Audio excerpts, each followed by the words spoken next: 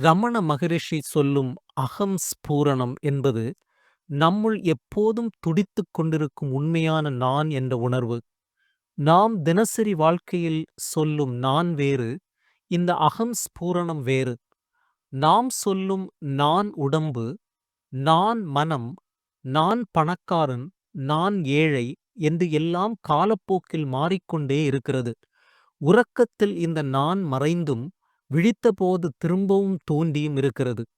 ஆனால் அகம் ஸ்பூரணம் என்ற உண்மையான நான் என்பது மாறாது, தொடர்ச்சியாக இருக்கும் ஒரு தூய விழிப்புணர்வு. இந்த உண்மையான நான் உணர்வை கண்டுபிடிக்க ரமணர் ஒரு எளிய வழியை சொல்கிறார். அது நான் யார் என்று தினசரி விசாரணை செய்வது. எப்போது எந்த எண்ணம் வருகிறதோ அப்போது இந்த எண்ணத்தை யார் சொல்கிறார் என்று கேட்டுப் பாருங்கள். உதாரணமாக, நான் கோபமாக இருக்கிறேன் என்ற எண்ணம் வந்தால், கோபமாக இருப்பது யார் என்று உள்ளே கேளுங்கள். உடனே பதில் நான் தான் என்று வரும். அந்த நான் எங்கிருந்து வருகிறது என்று ஆராயத் தொடங்குங்கள். மனதில் தோன்றும் எண்ணங்கள் அனைத்தும் கடந்து அந்த நான் எண்ணம் தோன்றும் இடத்தைப் பாருங்கள்.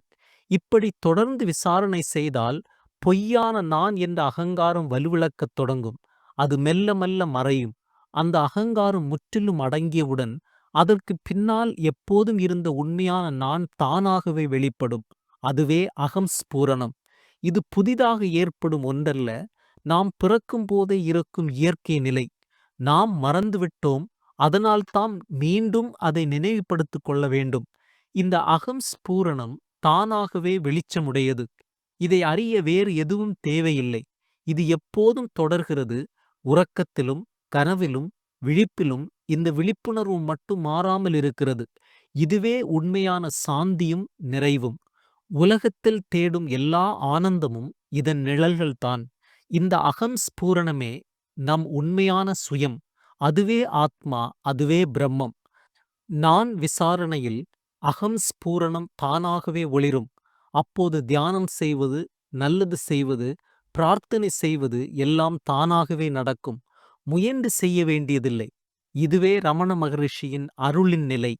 நாம் ஏற்கனவே இருக்கும் இந்த அகம் ஸ்பூரணத்தை கண்டுபிடிப்பதே ஞானம். இதைத் தவிர வேறு எந்த ஞானமும் இல்லை.